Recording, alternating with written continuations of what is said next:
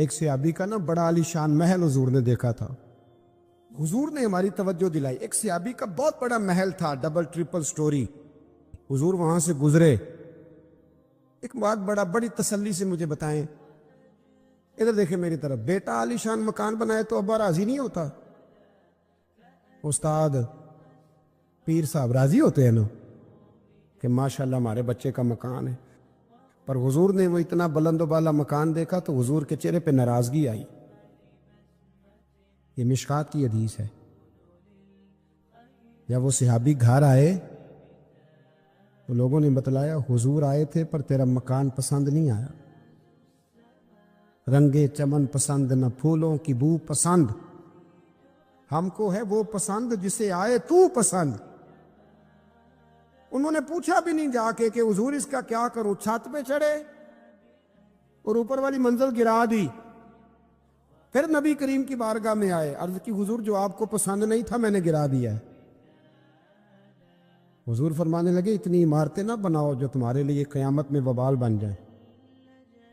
حضرت عبد الرحمن ابن عوف اتنا شاندار آدمی ہے کہ ان کے پیچھے میرے نبی پاک نے نماز ادا کی ہے, اور صحابہ کرام میں سب سے امیر بندہ, اور دیانتداری اتنی کہ حضور نے جنت کی بشارت دی, عشرہ مبشرہ میں شامل ہے, پر مالدار تھے. حضور کے وصال ظاہری کے بعد نا حضرت عائشہ صدیقہ کے دروازے پہ بیٹھ کے رویا کرتے تھے. تو اماں نہیں کہتی عبد الرحمن کیوں روتے ہو؟ تو عرض کرتے اپنی بولی میں, کہتے اماں جی امیر حمزہ مجھ سے افضل تھے, اور جب دنیا سے گئے تھے تو کفن کا کپڑا بھی کوئی نہیں تھا. مصعب ابن عمیر مجھ سے افضل تھے, جب دنیا سے گئے تھے تو ان کے وجود پر کفن بھی پورا نہیں تھا. میں ان سب سے چھوٹا ہوں پر اتنا مال ہے, سوچتا ہوں حساب کیسے دوں گا.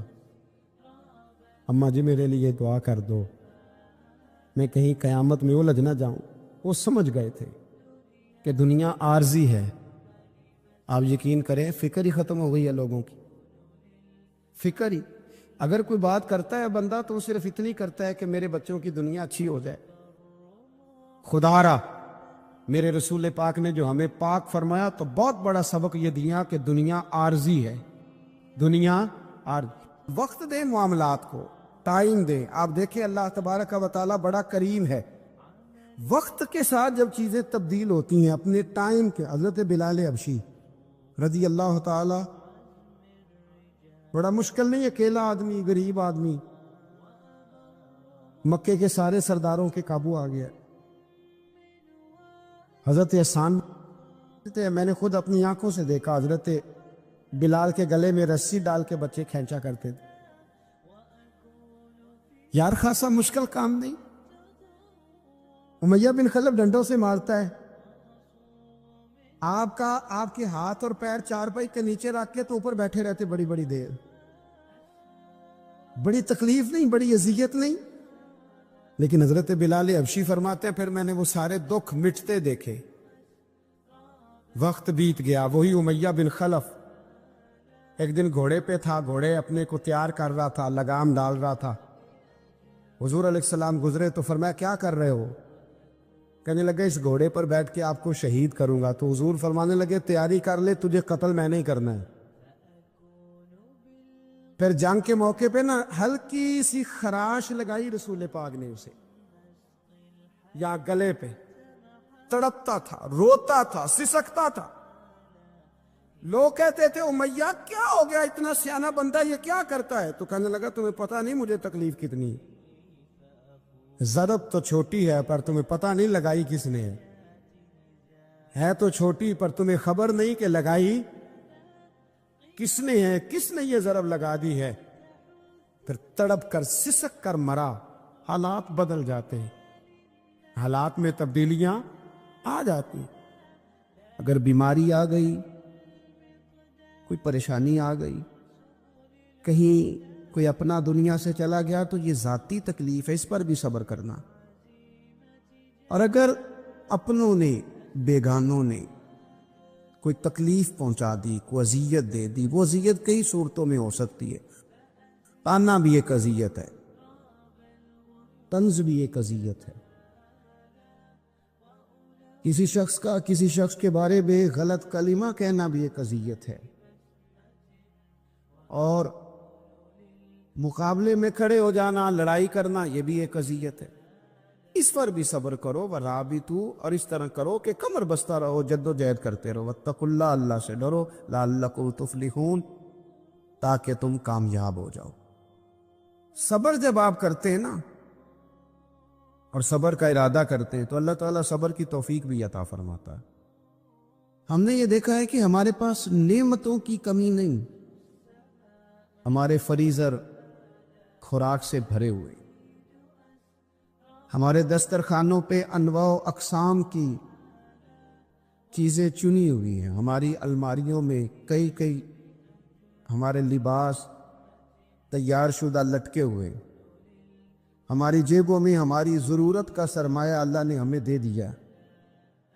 لیکن اس کے باوجود جو لوگ ایک دوسرے سے پیار نہیں کر پا رہے، جو ایک دوسرے کے قریب نہیں جا پا رہے، اس کی وجہ یہ ہے کہ صبر نہیں رہا، حوصلہ نہیں رہا، کسی چیز کو برداشت کرنا ہمارے مزاج کا حصہ ہی نہیں رہا. ہم نہ بڑی جلدی ہے، ہمیں دعا کرائی ہے تو آج شام تک مسئلہ ٹھیک ہونا چاہیے، دعائی کھائی ہے تو طبیعت شام تک ٹھیک ہونی چاہیے. اگر ہم راہ حق کے مسافر ہیں تو شام کو ہمیں قرب الہی مل چکا ہو، حضور کی بارگاہ کے ہم حضوری ہو چکے ہیں. ایسا نہیں ہے. آپ وقت دے، سفر کو جاری رکھے، تسلسل کے ساتھ سفر کرے. سفر کے لیے جتنے اسباب کی ضرورت ہے وہ سارے اکٹھے کرے، محنت پوری کرے، جد و جہد پوری کرے، ہمت پوری کرے، لیکن پھر نتیجہ اپنے رب کریم پہ چھوڑ دے. پھر رزلٹ اپنے اللہ. کئی دفعہ ہماری چاہت اور ہوتی ہے، اللہ کی حکمت اور ہو، تو اللہ کی حکمتوں پر بہت ساری چیزوں کو چھوڑے. کہا ربنا افرغ علینا صبرا، اے اللہ ہم پر صبر انڈیل دے، اللہ ہم پر صبر انڈیل دے، ہمارے اوپر صبر بھیج دے، ڈال دے ہمارے اوپر صبر. وثبت اقدامنا، اور ہمارے پیر جما دے. فانصرنا علی القوم الکافرین، اور کافروں کے مقابلے میں ہماری مدد فرما. کافروں کی قوم پر ہماری مدد فرما. اے اللہ ہم پر صبر انڈیل دے اور ہمارے پیروں کو استقامت عطا کر دے. کمزور باتیں کرنی چھوڑ دیں، مایوسی کے جملے اپنی زندگی سے نکال دیں. ہم مسلمان ہیں. آپ بیمار ہو گئے ہیں تو یہ بھی خدا کا فضل ہے، گناہ معاف ہوں گے. اگر اللہ تعالیٰ نے فقیر بنا دیا، غریبی آ گئی ہے تو یہ بھی فضل ہے، امیروں سے پہلے جنت میں جائیں گے. اگر اللہ تبارک و تعالیٰ نے کسی جگہ آپ کو مکان نہیں دیا اور دوسرے کو دے دیا ہے تو آپ وہ لوگ ہیں جو عظیم سنت ادا کر رہے ہیں سیدنا بلال حبشی کی. اگر کسی جگہ کوئی کمزوری آ گئی ہے، کوئی پیچھے رہ گئے ہیں، تو یہ خدا کا فضل ہے. اللہ تعالیٰ نے چاہا ہمارے لیے جو فیصلہ تو ہم اس پہ راضی ہیں. لیکن اپنی زندگی اور شکوے اتنے بڑھا لیے، ہم نے اتنے بڑھا لیے کہ لوگوں سے شکوے کرتے کرتے رب رسول سے بھی شروع کر دیے. غلام بھی کبھی شکوہ کرتا ہے، آقا کا بھی شکوہ ہوتا ہے، بندہ بھی کبھی شکوہ کرتا ہے، رب کا بھی شکوہ ہوتا ہے، یہ بھی کبھی ہوتا ہے. آپ نہ مانے پر یہ شکوہ ہے کہ میں بڑے ڈاکٹروں کے پاس گیا ہوں، آرام نہیں آیا. نہ مانے پر یہ شکوہ ہے، میں نے کبھی کسی کو ستایا تو نہیں پر میرے حالات بھی ٹھیک ہوتے. آپ نہ مانے پر یہ شکوہ ہے کہ فلانے کے پاس دولت زیادہ ہے، اس نے پتہ نہیں وہ آگے نکل گیا اور میں پیچھے رہ گیا. نہ مانے پر یہ شکوہ ہے. کس سے کر رہے ہو؟ رب رسول سے. وہ آس بولے تھے دی مہربانی اساں تے لاڈ ہی لڑاونے میں. کس سے شکوہ کر رہے ہو؟ خدا کے بندو، غلام غلامی کرتے ہیں تو شکوے کرتے ہیں کوئی. میں نے سنا ہے، مجھے پکا نہیں پتا، میں نے سنا ہے کہ ہوا تیز ہو تو جہاز کی سپیڈ لوگ بڑھا دیتے ہیں. مخالف سمت اگر ہوا تیز ہو تو جہاز کی سپیڈ یعنی وہ اگر تیز چل رہی ہے تو ادھر سے بھی تیز چلے گی تو اس کا سینہ ذرا جلدی چیرا جائے گا اور آگے بڑھے گی۔ صبر اور استقامت، اگر آپ نے زندگانی میں آگے بڑھنا ہے تو ان دو چیزوں کا وجود آپ کے ساتھ ہونا بڑا ہی ضروری ہے۔ ہمارے مزاجوں میں بڑی جلدی بے صبری آ جاتی ہے، پائے سے بات نہیں ہوتے، کسی بات میں ٹھہراؤ نہیں ہوتا، طبیعت کے اندر وہ والا مزاج نہیں ہوتا جو انسان کو آگے لے کے چلتا ہے، جو اس کو آگے بڑھاتا ہے۔ اگر آپ نے آگے بڑھنا ہے تو پھر ذرا آپ میں کے مزاج میں ٹھہراؤ ہونا چاہیے، پھر ذرا تھوڑا سا سکون ہونا چاہیے۔ میرے رسول کریم علیہ السلام کی خدمت میں ایک شخص نے عرض کیا تھا، یا رسول اللہ صلی اللہ تعالی وسلم، مجھے کوئی ایسی نصیحت کر دے کہ پھر مجھے کسی اور سے پوچھنے کی ضرورت نہ رہے۔ تو حضور نے ایک ہی جملہ کہا، فرمایا جب تو نے کہا نا کہ اللہ میرا رب ہے، پھر ڈٹ جا، پھر اس پہ ڈٹ جا، پھر کھڑا ہونا سی۔ جب آپ میں استقامت ہوتی ہے، صبر ہوتا ہے، دیکھیں حالات جب بگڑے تو انہیں صحیح ہونے میں ٹائم لگتا ہے کہ فوراً ٹھیک ہو جاتے۔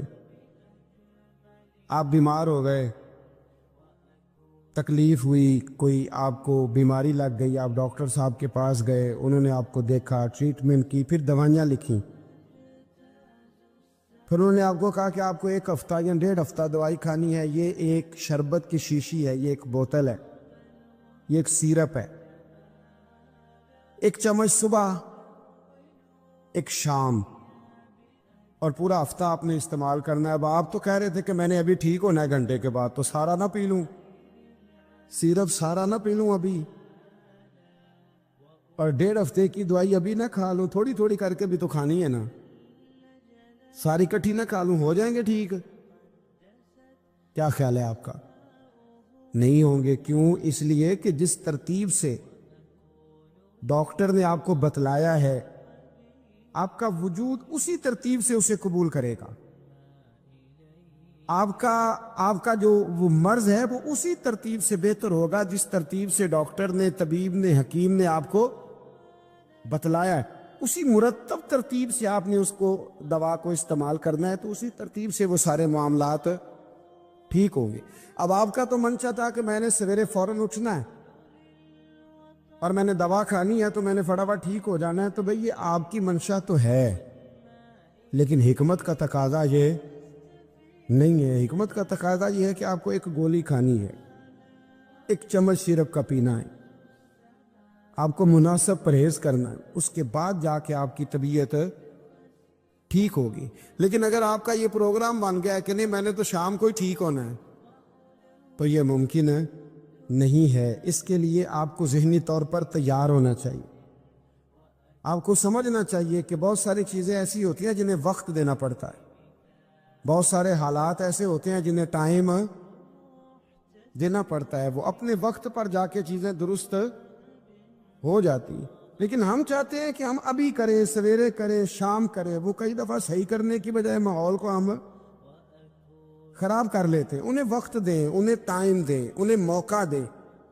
لیکن جو بندہ صبر ہی نہ کر پائے، جو صبر ہی نہ، جو کہ جی بڑی دور سے آیا ہوں، بڑی دیر ہو گئی، بڑا ٹائم ہو گیا، کب جا کے مسئلہ حل ہوگا؟ وہ جو آپ نے بتایا تھا وہ تعویذ کب اثر کرے گا؟ وہ دعا کب قبول ہوگی؟ وہ فلانا معاملہ کب؟ بھئی یہ ڈیٹ تو آپ کو رب رسول ہی دے سکتے ہیں، بندہ تو کوئی اطلاع ہی دے گا، پیغام ہی دے گا، دعا ہی کرے گا۔ اگر زندگی میں حوصلہ ہی نہیں ہوگا، اگر آپ کو یہ قرار ہی نہیں آئے گا، ٹھہرنا ہی نہیں آئے گا کسی میدان میں۔ حضرت عمار بن یاسر رضی اللہ تعالیٰ عنہ فرماتے ہیں کہ بڑی تکلیف دیتے ہیں۔ حضرت عمار بن یاسر رضی اللہ تعالیٰ عنہ کی جو والدہ ہیں وہ اسلام کی پہلی شہیدہ ہیں، حضرت سمیہ ان کا نام تھا، اسلام کی پہلی شہیدہ۔ ان کے زیر ناف ابو جہل نے نیزہ مار کے انہیں شہید کر دیا۔ حضرت عمار بن یاسر رضی اللہ تعالیٰ عنہ فرماتے ہیں کہ میرے والد کو اتنی تکلیفیں دی گئیں کہ وہ ان اذیتوں کی وجہ سے دنیا سے پردہ کر گئے۔ حضرت عمار بن یاسر کو خود کافر اتنا مارتے تھے کہ وہ اپنے حواس کھو بیٹھتے تھے اور ایسی باتیں کرتے تھے کہ سمجھ نہیں آتی تھی کہ یہ عمار بن یاسر بول رہے ہیں. اتنی سخت اذیت دیتے، اتنی سخت. دکھ قبول محمد بخشا، راضی رہن پیارے. دکھ قبول محمد بخشا، بس راضی رہن.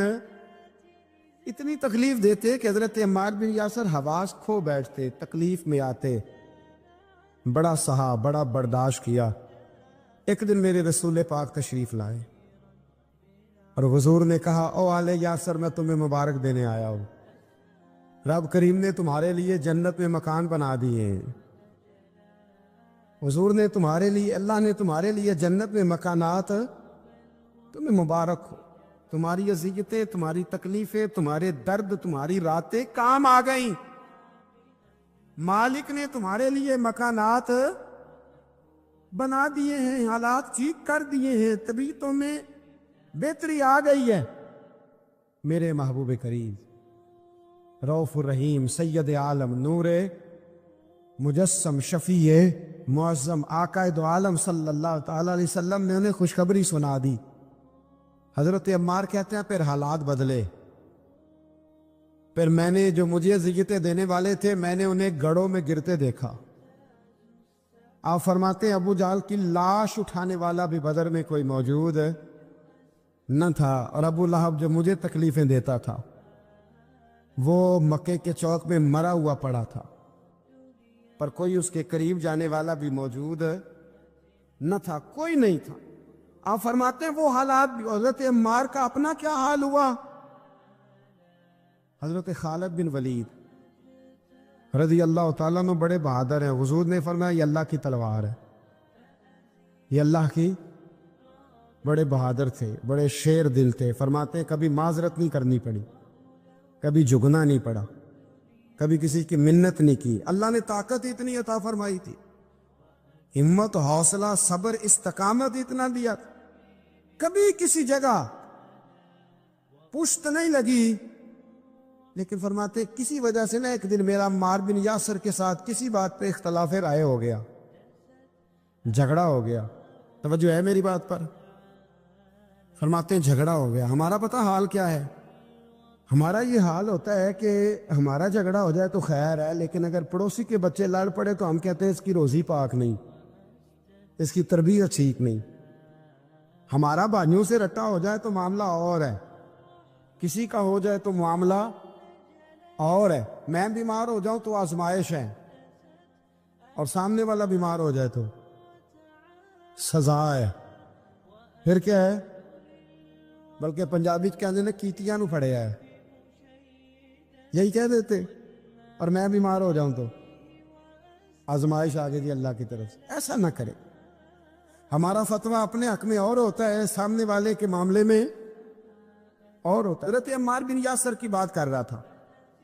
جناب عمار بن یاسر رضی اللہ تعالی عنہ، حضرت عمار بن یاسر کہتے ہیں کہ حضرت خالد بن ولید کے ساتھ، جناب خالد بن ولید کہتے ہیں میری ان کے ساتھ نہ کسی بات میں اختلاف رائے ہو گیا. تو میں اب دلیر آدمی تھا، شیر آدمی تھا، کبھی جھکا نہیں تھا، کبھی کوئی معاملہ نہیں ہوا تھا، کبھی کوئی ایسی بات نہیں ہوئی تھی. آپ فرماتے ہیں جب رائے کا اختلاف ہو گیا نا، بات ذرا آگے بڑھ گئی تو نبی کریم صلی اللہ علیہ وسلم تک بات پہنچی. تو میرا یہ خیال تھا کہ حضور میری بھی سنیں گے، عمار بن یاسر کی بھی سنیں گے، پھر حضور کوئی فیصلہ کریں گے. پر قربان جاؤں، وقت بدل گیا ہے نا. اب بہت بڑے چودھری ہیں، بڑے سردار ہیں، بڑے سپہ سالار ہیں حضرت خالد بن ولید، پر وقت بدل گیا. تو حضرت خالد بن ولید کہتے ہیں جب میں نے نبی کریم کی بارگاہ میں بات عرض کی، حضور تک بات پہنچی، تو میرے مصطفیٰ نے موٹی سی بات ارشاد فرمائی. رسول کریم فرمانے لگے بھئی بات مختصر سی ہے، جس نے عمار کو راضی کر لیا اس نے مجھے راضی کر لیا، اور جس نے اسے ناراض کیا اس نے مجھے ناراض کیا. فرماتے ہیں بس میری قیمت پڑ گئی، میرا قد اونچا ہو گیا. حضرت خالد بن ولید کہتے ہیں میں نے بھی کہا اب بات کیا کرنی ہے، اب تو گزارش ہی کرنی ہے، اب مدعا کیا سنانا ہے، اب تو بات کرنی ہے. فرماتے میں آگے بڑھا. اور جیسے بھی ہوا میں نے حضرت عمار بن یاسر کو راضی کیا. حضرت عمار کہتے ایک وقت وہ تھا اور ایک وقت یہ ہے. جب دونوں وقتوں کو دیکھتا ہوں تو کہتا ہوں الحمدللہ رب العالمین. یہ ساری تعریفیں اس رب کے لیے ہیں جو تمام جہانوں کو پالنے والا. دیکھیں کچھ ایسی اذیتیں ہوتی ہیں جو اذیت ناک ہوتی ہیں، لیکن اگر غلامی میں آ جائے نا آپ تو وہ اذیت ناک نہیں ہوتی. اس چبن میں مزہ آنے لگتا ہے. کئی درد بھی مزیدار ہوتے ہیں، کئی درد بھی کبھی زخم ٹھیک ہونے پہ آ جائے نا تو اسے چھیڑو تو مزہ آتا ہے. اس لیے کہ کچھ درد بھی مزیدار ہوتے ہیں. آتش سے کسی نے کہا تو روتا بڑا ہے، اس نے کہا معبود کی یاد میں تڑپتا ہوں. ابھی تو ایک دل ہے، میرے تو خواہش تھی کبھی دو ہوتے نا تو صحیح کر کے تڑپتا. رب نے دل ایک بنایا، کہتا وہ مزہ دیا ہے تڑپنے کہ میری آرزو ہے یا رب میرے دونوں پہلوؤں میں دل بے قرار ہوتا. حضرت مولا رومی نے مثال دی ہے. جناب رومی فرماتے ہیں کہ بغیر محنت کے لوگوں کو اللہ نے نعمتیں دی ہیں تو انہوں نے شکر ہی نہیں ادا کیا. اندھے سے پوچھ آنکھ کی قدر کیا ہے. پوچھ اندھے سے، پوچھ معذور سے کہ ٹانگوں پہ چلنا کتنی بڑی نعمت ہے. کبھی پوچھ اس سے جس کا مکان تو ایک کنال میں ہے پر رونے والا بچہ کوئی بھی نہیں. پوچھ اس سے جس کی جیبیں دولتوں سے بھری ہوئی ہیں پر کوئی نہیں کہتا کہ ابا 10 روپے دینا. پوچھ یہ کتنی بڑی تکلیف ہے. حضرت رومی نے لکھا ہے، وہ فرماتے ہیں کہ ایک والد تھا تو اس نے بڑی دولت کمائی تھی تو اس کا بیٹا بے دریغ ہی اڑاتا رہتا تھا. کبھی ادھر پیسے بھگا دیے، کمائے نہیں تھے نا، محنت نہیں نہ کی تھی، کمائے نہیں تھے. والد بڑا سمجھاتا تھا پر سمجھ نہیں آتی تھی. لیکن اس کے ابا کے ذہن میں ایک بات آئی، وہ کہنے لگا بیٹے یار میں کنگال ہو گیا ہوں، اچانک حالات خراب ہو گئے، ایک آنا مجھے چاہیے، دوائی خریدنی ہے، کہیں سے لے کے آؤ. اس نے کہا ابا مسئلہ ہی کوئی نہیں، یار ہی بڑے ہیں، بہت سارے لوگوں کے ساتھ رات میں جاتا ہوں روٹی کھانے ہوٹل میں، کئی ہیں جو میرا انتظار کر رہے ہوتے ہیں، فیس بک والے اور جناب وہ سیلفی والے بڑے سارے ہیں جو کہتے ہیں تیرے بغیر گزارا ہی نہیں. بڑے ہیں جو روز سویرے اٹھ کے پہلے مجھے السلام علیکم کا میسج کرتے ہیں پھر اس کے بعد کسی اور سے. بڑے ہیں، کوئی مسئلہ ہی نہیں. ایک کے پاس گیا، ایک آنا چاہیے، اس نے دے دیا، لا کے ابا کو دیا. تو ابا گھر کے اندر جو امیر لوگ ہوتے تھے گھر میں کنواں کھدوا لیتے تھے. ابا کنویں کے کنارے بیٹھا تھا، جب بیٹے نے آنا لا کے رکھا تو اس نے پانی میں پھینک دیا. اگلی صبح پھر کہا بیٹے ایک آنے کی ضرورت ہے، دوا خریدنی ہے. اس نے کہا مل جائے گا. وہ 2 4 5 دوست ابھی ہیں بڑے مالدار، ان سے جا کے کہا، ایک سے آنا لایا، ابے نے پھر پھینک دیا، تیسرے دن بھی پھینک دیا، چوتھے دن بھی. یار اب ختم ہو گئے. کچھ آہستہ آہستہ دوستوں کو پتہ چل گیا کہ کنگال ہو گیا ہے، خبر پھیل جاتی ہے نا، اب بھوکا ہو گیا. اب آہستہ آہستہ موبائل بند ہونے لگے، آہستہ آہستہ جو ہے وہ نمبر بلاک ہونے لگا، حالات بگڑ گئے. اب جب اسے پتا تھا کہ یار تو اب دروازہ کھٹکھٹاتا ہوں تو کہتے ہیں کہ اسے کہہ دو میں گھر نہیں، ابا نے تو آنا مانگنا ہے اور میں بے دریغ دولت ابا کی اڑاتا رہا ہوں، اب یہ بھی نہیں کہہ سکتا کہ مجھے دیتا کوئی نہیں. شہر سے باہر نکل گیا، سارا دن مزدوری کی، جد و جہد کی، کبھی کام کیا نہیں تھا، ہاتھوں پہ چھالے پڑ گئے. بڑا مشکل ہوتا ہے جن لوگوں نے کام نہ کیا ہونے کرنا پڑ جائے تو. تکلیف کا شکار ہو کے ایک آنا کمایا، شام کو لا کے والد کی ہتھیلی پہ رکھا تو اس نے پھینکا نا جب کنویں میں تو چیخ پڑا، کہنے لگا ابا جی آپ سیانے پیانے بندے ہیں، روز پیسے لا کے دیتا ہوں، کنویں میں پھینک دیتے ہو، کوئی کرنے والی بات کرو، نہیں دوائی کھانی تو نہ کھاؤ، لایا کیوں کرتے.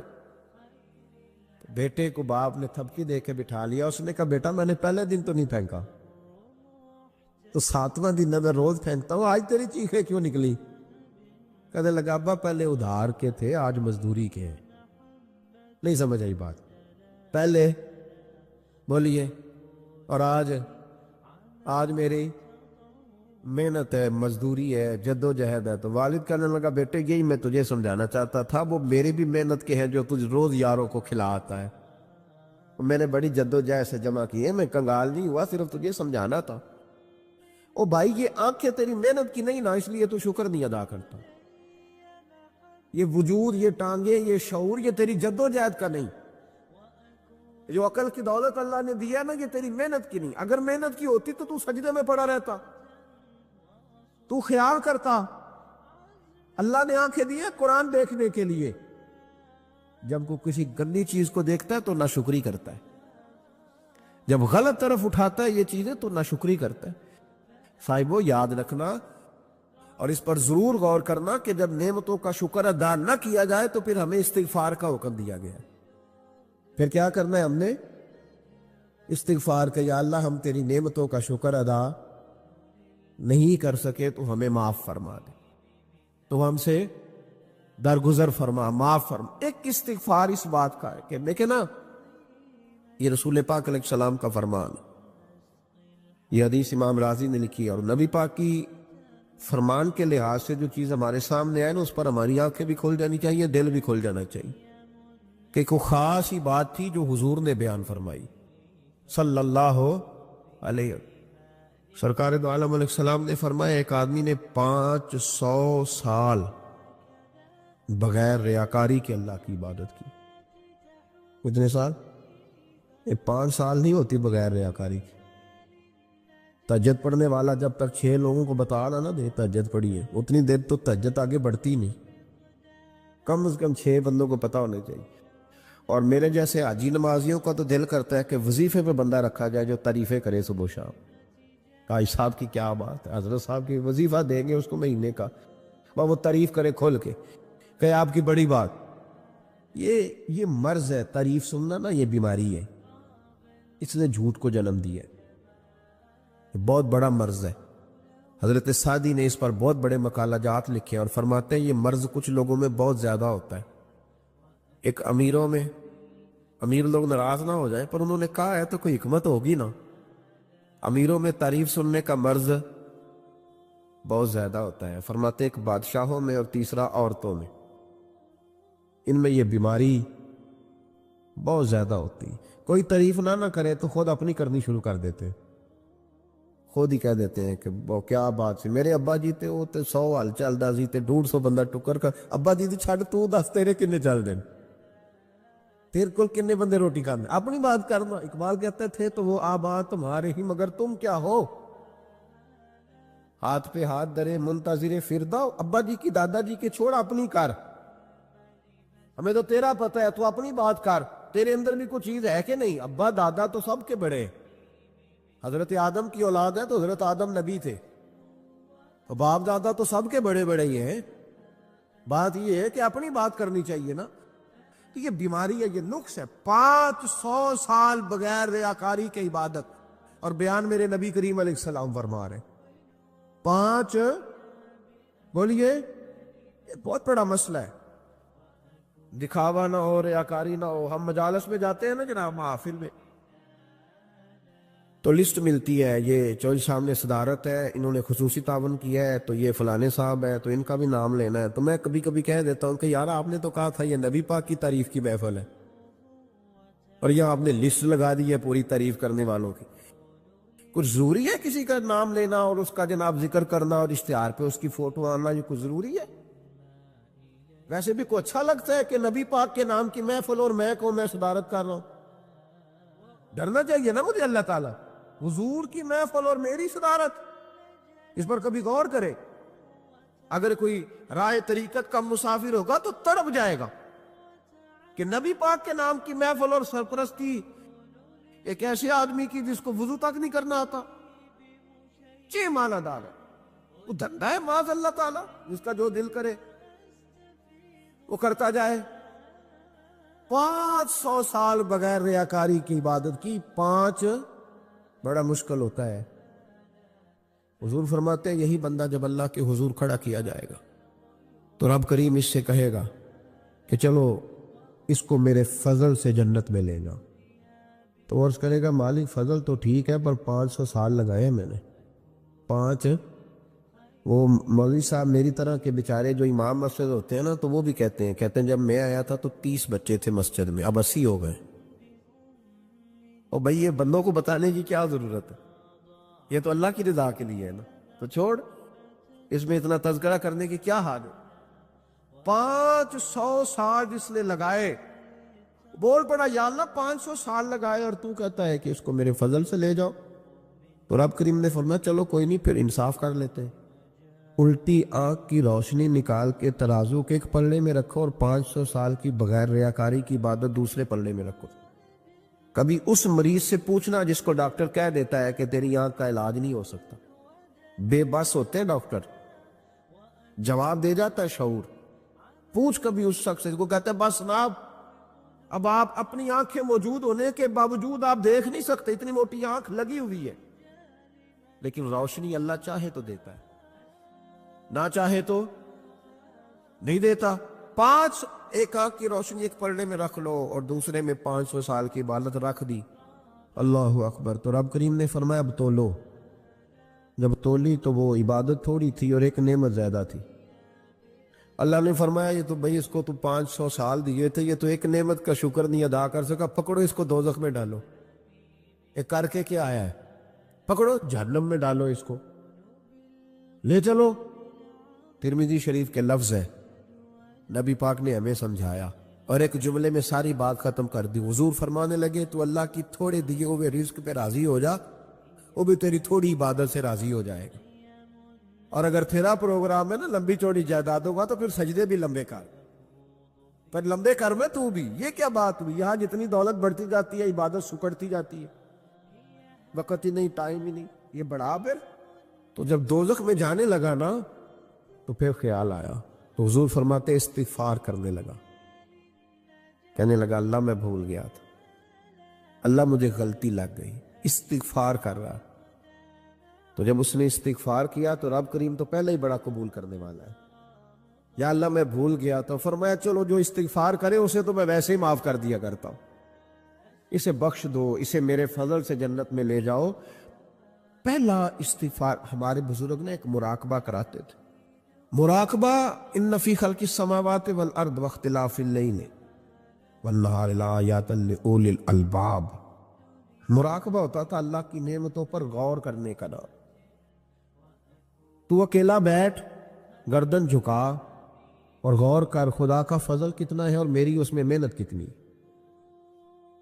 اس کا شمار کر. اس طرح کر کے 2 خانے بنا، ایک خانے میں اللہ کی نعمت رکھ اور دوسرے میں پھر اپنی محنت رکھ.